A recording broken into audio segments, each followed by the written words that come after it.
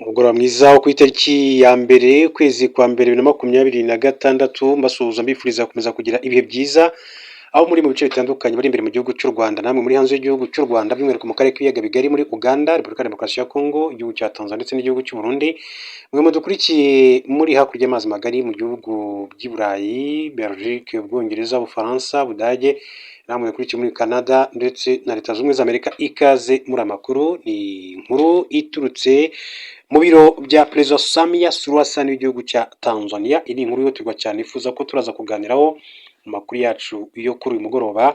Gusa mbere yuko tuza kuyiganiraho cyangwa se mbere yuko tuza kuyijyaho, reka maze mbahe inshamake y'amakuru y'ingenzi agezweho muri uyu mugoroba mu karere k'ibiyaga bigari muri rusange. Babwire ko Umunyakenya yakatiwe gufungwa burundu azira igitero cyagereranyijwe n'icya Bin Laden muri 2001.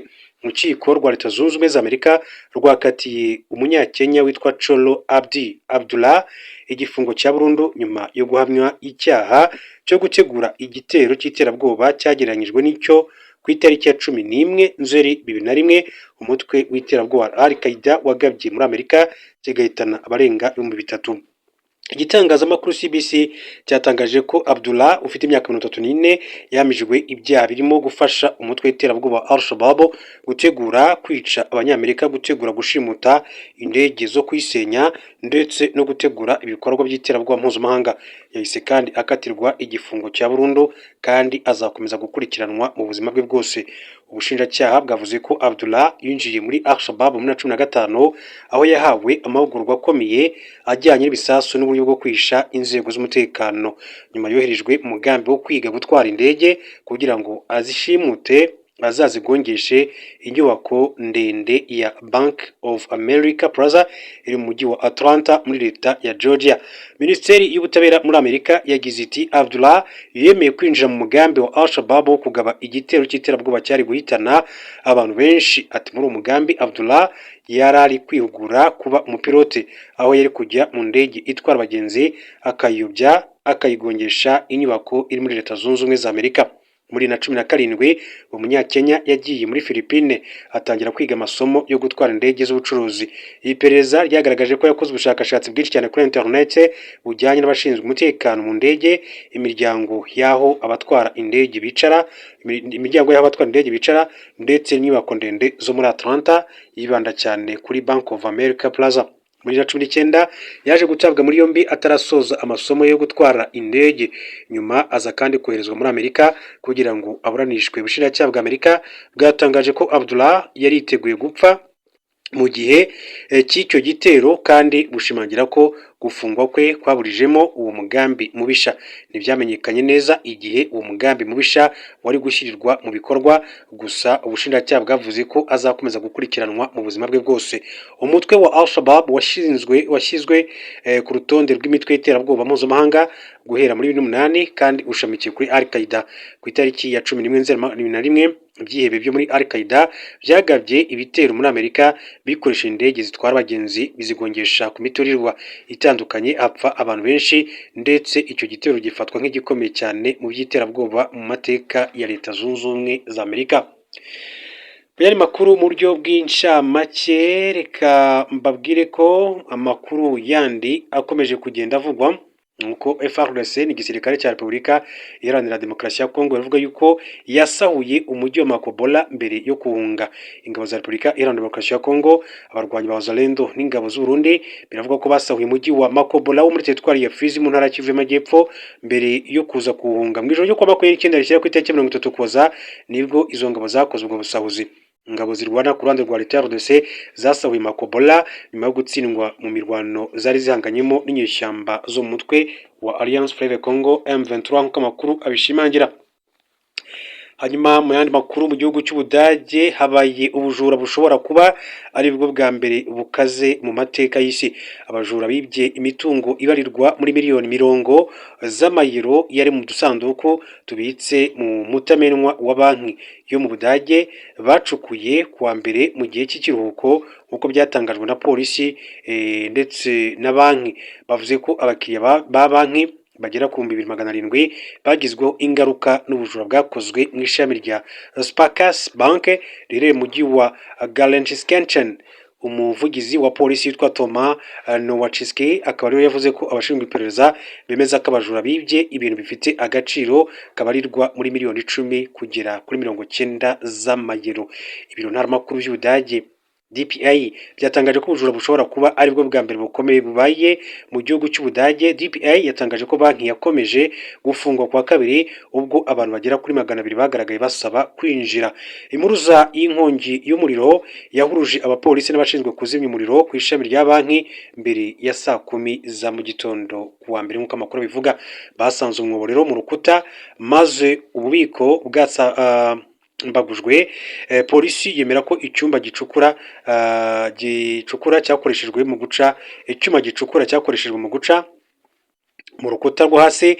Abatangabuhamya kandi babwiye bashinzwe iperereza ko babonye abagabo benshi bitwaje ibikapu binini cyane muri parking iri hafi aho mu mpera z'icyumweru nk'uko amakuru yagiye abigaragaza. Hanyuma rero mbere ko tujya ku nkuru yacu reka mbabwire ko Congo Brazzaville amakuru aravuga yuko uwitwa Denis Sassou Nguesso ni perezida w'iki gihugu. Biravugwa yuko rero agiye guhatanira indi manda nyuma y'imyaka 41 ari perezida w'iki gihugu. Muri Congo Brazzaville abantu 300 bitabiriye kongere ya gatandatu y'ishyaka ry'abakozi muri Congo PCT riri ku butegetsi ku mugoroba kuri wa kabiri itariki 30 Ukuboza bemeje perezida Denis Sassou Nguesso w'imyaka 82 n'imyaka irenga 40 amaze ku butegetsi nk'umukandida wabo mu matora y'umukuru w'igihugu ateganyijwe muri Werurwe 2026. Kaze muri amakuru n'itangazo nk'uko amakuru atugeraho abivuga. Perezida wa Tanzania yitwa Madame Samia Suluhu Hassan yemeje ko muri 2025 atorewe n'imvururu z'abatamushyigikiye. Perezida wa Tanzania Samia Suluhu Hassan yatangaje ko amezi yabanjirije amatora ya 2025 yarakomeye cyane kuko atari yorohewe n'imvururu z'abatamushyigikiye. Ashimangira ko igihugu gikwiye gusenyera umugozi umwe mu rwego rwo kubaka ubumwe n'ubwiyunge. Mu ijambo risoza umwaka yavugiye i Dar es Salaam, Perezida Samia yavuze ko igihugu cyanyuze mu bihe bikomeye byaranzwe n'amakimbirane ya politike ndetse n'urugomo mu bihe by'amatora rwahitanye ubuzima bw'abantu mu bice bitandukanye. Ati muri uyu mwaka by'umwihariko mu kwezi k'Ukwakira wari ugoye cyane ku gihugu cyacu cya Tanzania. Mu gihe turi kwinjira muri 2026 tugomba gufatanya dufite ubumwe n'ubushake kugira ngo twubake ejo hazaza heza. Perezida Samia yagaragaje ko nubwo atorowe n'imvururu z'abatamushyigikiye intego ye ari ugukomeza kandi ubumwe bw'abanyatanzania bose kugira ngo igihugu cyubakire ku bumwe n'amahoro. Yavuze ko guverinoma yatangiye imyiteguro yo gushyiraho komisiyo y'ubwiyunge izaba urubuga rw'ibiganiro mu gihugu mu rwego rwo gukomeza ubumwe n'ubusabane nyuma y'imvururu zaranze amatora. Asaba abanyatanzania gukomeza kwihangana, gukura mu bitekerezo ndetse no gukunda igihugu. Ati ibi si umushinga wa guverinoma yonyine, ni igikorwa cy'igihugu gikeneye. Ati ijwi rya buri wese, tugomba kandi gufatanya dufite ubumwe n'ubushake kugira ngo twubake ejo hazaza heza. Abayobozi ba guverinoma bemeje ko imyiteguro yibanze ku gushyiraho komisiyo y'ubwiyunge yatangiye, aho hateganyijwe ibiganiro mu turere dutandukanye kugira ngo hasuzumwe ibibazo byagaragajwe mu gihe cy'amatora n'uko byakwirindwa ikindi gihe. Perezida Samia Suluhu Hassan yasabye abanyatanzania gushyira ku ruhande ibibatandukanya bagashyira imbere ejo hazaza bahuriyeho nk'igihugu cya Tanzania nk'uko amakuru akomeza kugenda abishimangira. Hanyuma rero mu yandi makuru akomeza kugenda avugwa, reka mbabwire ko iyicwa rya General Chirumwami n'ifatwa rya Goma rika twibukiranye rero zimwe muri operation zikomeye cyane karabutaka za M23 muri 2025. Umwaka twasoje 2025 waranzwe n'imirwano karabutaka hagati y'inyeshyamba zo mu mutwe wa M23 n'ihoro ry'ingabo zirwana ku ruhande rwa leta Brigade Demokarasi ya Congo, isiga inyeshyamba zigaruriye ibice byinshi cyane nyuma yo kubyirukanamo ingabo za leta ya Kinshasa. 2025 itangira M23 kandi ingabo za leta yo Kinshasa bari bamaze imyaka igera kuri 3 mu mirwano, ariko mu mwaka ati twari dusoje izo nyeshyamba zigaruriye igice gifite ubuso bwikubye inshuro zirenga 5 ugereranyije n'ubwo aho zagenzuraga mu myaka 3 yari yabanje. Muri uyu mwaka rero by'umwihariko nibwo inyeshyamba ziyobowe na General Sultan Makenga zarenze imbibi z'intara ya Kivu y'Amajyaruguru zinjira muri Kivu y'Amajyepfo. Muri iyi nkuru tugiye kwibukiranya rero zimwe muri operation M23 yakoze muri 25 zikayifasha gukura intsinzi ku ngabo za leta. Ifatwa ry'umujyi wa Sake kwa 23 Mutarama 25 nibwo ingabo za FC 23 zigarurira uriya mujyi wo muri teritwari ya Masisi nyuma yo kwirukanamo ihuriro ry'ingabo za leta ya Repubulika Demokarasi ya Kongo. Urugamba rwo gufata Sake ruri muri operation zagoye cyane mu 23 dore ko yafashe uyu mujyi nyuma y'igihe kigera ku myaka yari maze irwanira n'ingabo za Kinshasa mu misozi iwukikije. Sake yafashwe nyuma y'uko ingabo za leta zarimo FARDC, FDLR, Wazalendo, ingabo z'Urundi, za MONUSCO n'iza SADC n'abacancuro b'abazungu bari bamaze kunanirwa bagahitamo rero guhunga bajya kurinda umujyi wa Goma warusumbirijwe. Sake yafashwe yongera kandi ku duce tuyikikije nka Minova na Bweramana. M23 yari yaramaze kwigarurira iyicwa rya General Chirumwami ku 23 Mutarama 25 nyuma y'amasaha make. Sake ifashwe nibwo General Major Peter Nkuba Chirumwami wari guverineri wa gisirikare w'intara ya Kivu y'Amajyaruguru yishwe arasiwe ku rugamba. Yarasiwe mu gace ka Kasengezi gaherereye hagati ya Goma na Sake. AFC 23 kandi biciye muri Lawrence Kanyuka uyivugira mu bya politike niwe wemeje bwa mbere inkuru y'urupfu rwe. Yagize ati umugaba w'ikirenga wa FDLR General Chirumwami yapfuye yiciwe muri Kasengezi aho yari yagiye gusura imirongo y'urugamba ndetse no kwifotoza. Buciye bwaho FARDC nayo yemeje inkuru y'urupfu rwe. Umuvugizi wayo General Major Sylvain Ekenge Bomusa yavuze ko Peter Chirumwami yaguye ku rugamba ku rubuga rw'imicyubahiro no kuvuga ku rugamba. Amakuru avuga ko General Peter Chirumwami Nkuba yarashwe amasasa 3 arimo iryo mu ijosi, mu gituza ndetse no mu kuguru. FARDC ivuga ko nyuma yo gukomeretswa ibishoboka byose byarakozwe kugira ngo rero azanwe i Kinshasa guhabwa ubuvuzi bukwiye ku bw'ibyago apfa azize ibikomere. Peter Chirumwami Nkuba yari guverineri wa gisirikare wa Kivu y'Amajyaruguru kuva muri 2023 nyuma yo guhabwa izo nshingano na Perezida Felix Antoine Tshisekedi wari umusimbuje Lieutenant General Constant Ndima Kongba. Ifatwa rya Goma kwa 27 Mutarama 25 nibwo uyu mujyi ufatwa nk'umurwa mukuru w'intara Kivu y'Amajyaruguru wafashwe na AFC 23 irukanyemo ingabo za leta ya Kongo Kinshasa. Muri mirwano abasirikare ba leta ya Kongo Kinshasa barenga 100 bahungiye mu Rwanda, abandi benshi bahungira umujyi wa Bukavu. Ifatwa ry'uyu mujyi kandi ryabaye iherezo ry'abacanshuro n'abasirikare ba SADC barwanaga ku ruhande rwa leta dore ko byarangiye bacyuwe mu bihugu byabo banyuze mu Rwanda nyuma yo kubura aho banyura bava muri Goma yari yarafashwe. Ifatwa rya Kavumu ndetse na Bukavu. Umujyi wa Bukavu AFC 23 kandi yawufashe ku itariki ya 14 Gashyantare 2025 nta mirwano ibayeho. Bukavu yafashwe nyuma y'uduce twinshi cyane two mu majyaruguru yayo turimo ikibuga cy'indege cya Kavumu cyafashwe mbere y'amasaha make yari yabanje. Ifatwa ry'umujyi wa Walikale, uyu mujyi wafashwe ku 20 Werurwe nyuma y'uko AFC 23 yari imaze kandi kwirukanamo ingabo za leta. Icyakora nyuma y'icyumweru kimwe uyu mutwe waje kuvanamo ingabo zawo nk'impamvu irema icyizere mu biganiro bya Doha wari watangiye kugirana na leta ya Kongo Kinshasa. Ifatwa rya Uvira, uyu mujyi wa kabiri munini cyane muri Kivu y'Amajyepfo AFC 23 kandi yabigaruriye ku itariki ya 9 Ukuboza 25 iwirukanyemo ihuriro ry'ingabo zirimo iza FARDC, FDLR ndetse n'u Burundi. Cyo kimwe n'uwa Walikale AFC 23 yavuye muri Uvira nyuma y'icyumweru mu rwego rwo guha amahirwe ibiganiro bya Doha. Usibye iyi mijyi minini cyane kandi Alliance Fleuve Congo M23 yanigaruriye uduce twinshi cyane turimo imijyi mito mu materitwari ya Rucuru, Masisi, Nyiragongo, Walikale, Rubero, Kabare, Ijwi, Warungu, Fizi, Uvira ndetse na Mwenga. Uyu mutwe kandi washoboye guhanura indege z'intambara na drone z'ingabo z'umwanzi by'umwihariko Sukhoi 25 na drone za CH4. Mu yandi makuru rero reka mbabwire ko tariki ya 5 kwezi kwa 2024 nibwo Ambassadeur General Patrick Nyamvumba ashyikirije Minisitiri w'Ububanyi n'Amahanga wa Tanzania yitwa Ambassadeur Mahmoud Thabit Kombo kopi z'impapuro zimwemerera guhagararira u Rwanda muri iki gihugu. N'umuhango wabaye ku wa mbere tariki ya 5 Kanama 2024 nk'uko ambasade y'u Rwanda muri Tanzania bitangaje. Uretse kopi biteganyijwe ko kandi icyo gihe Nyamvumba ese ashyikiriza Perezida Samia Suluhu Hassan impapuro z'umwimerere ni ukuvuga zimwemerera kandi guhagararira u Rwanda. Inama y'Abaminisitiri yateranye ku itariki ya 27/24 iyobowe na Perezida Paul Kagame niyo yagennye ko Nyamvumba aba ambasaderi w'u Rwanda muri Tanzania asimbura Fatou Harerimana.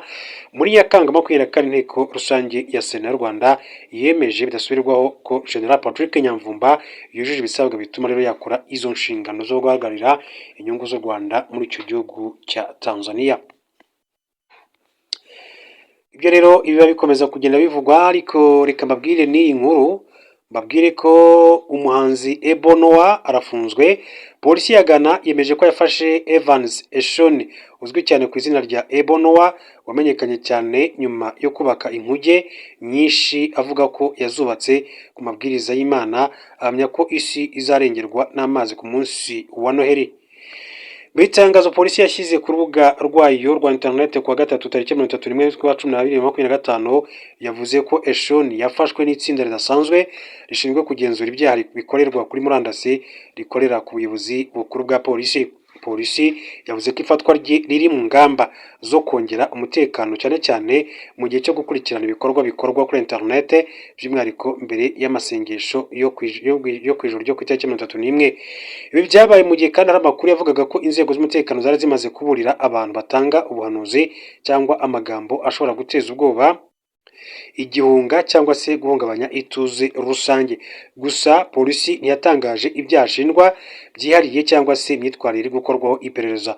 Nk'uko byatangajwe na Eshon ari mu maboko ya polisi afasha mu iperereza, nta birego biratangazwa ku mugaragaro, nta munsi wo kumushyikiriza urukiko cyangwa se ibisabwa ku ngwate byatangajwe, kandi nta makuru aravuga niba hari abandi babigizemo uruhare bafashwe.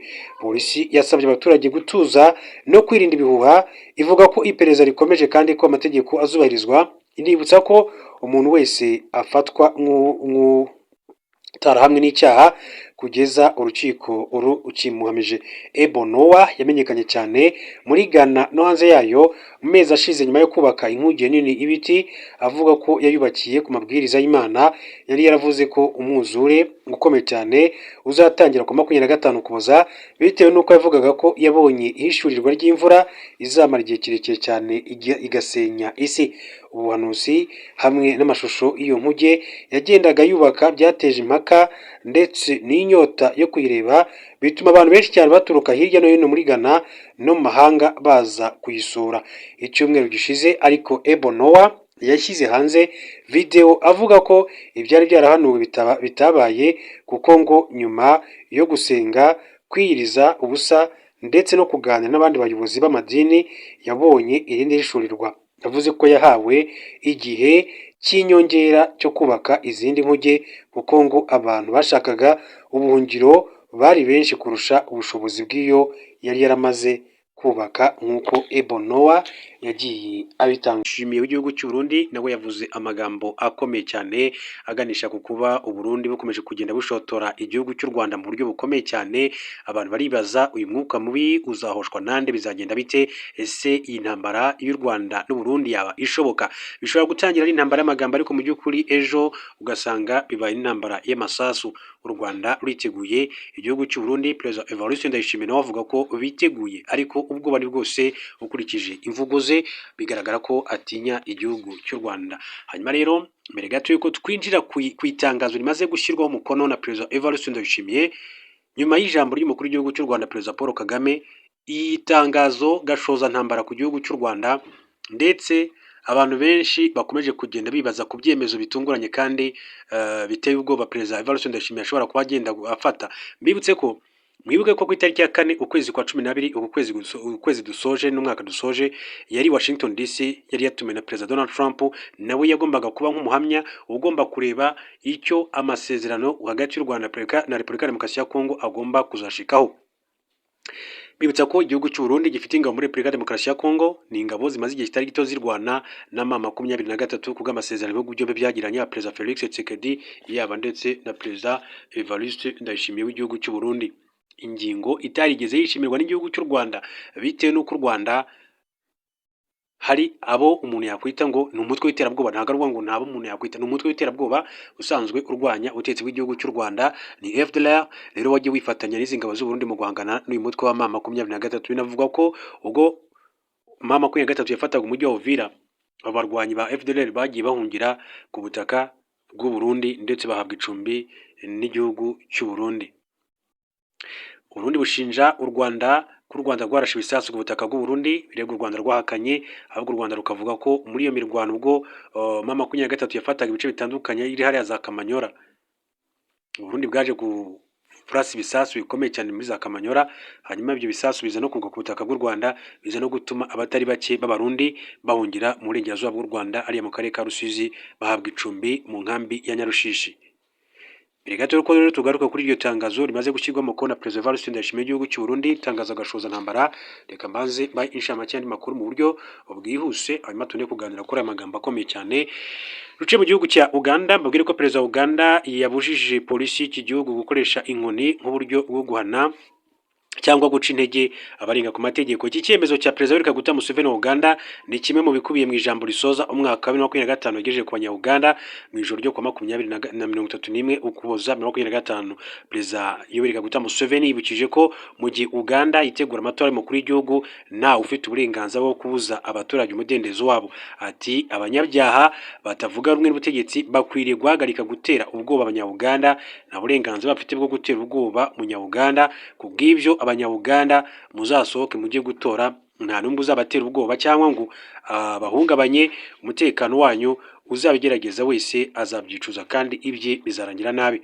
Mu bikorwa byo kwiyamamaza bimaze iminsi, polisi ya Uganda yagiye igaragara kenshi cyane ikubita abashyigikiye Robert Kyagulanyi Ssentamu wamenyekanye nka Bobi Wine, utavuga rumwe n'ubutegetsi bwa Perezida Yoweri Kaguta Museveni, babaga bateje akavuyo. Museveni yavuze ko polisi ikwiriye guhagarika gukubita abantu inkoni, ahubwo igakoresha ubundi buryo burimo n'imyuka iryana mu maso. Ati ku bijyanye n'uburyo polisi ikoresha, namaganye igikorwa cyo gukubita inkoni abarenga ku mategeko ku isi. Polisi irabikora ikoresheje indembo, ariko ndabyanze, bigomba guhagarara. Abarimu n'ababyeyi badukubise, ariko ni uburyo budatanga umusaruro. Ariko ku rundi ruhande, gukoresha imyuka iryana mu maso kubigaragambya biremewe kandi ntibyica, ni byiza kurusha gukoresha amasasu. Perezida Yoweri Kaguta Museveni w'igihugu cya Uganda atangaje ibi mu gihe hirya no hino muri Uganda hakomeje kugaragara abapolisi bahangana bateza akavuyo mu bikorwa byo kwiyamamaza kw'abatanye ku mwanya w'umukuru w'igihugu.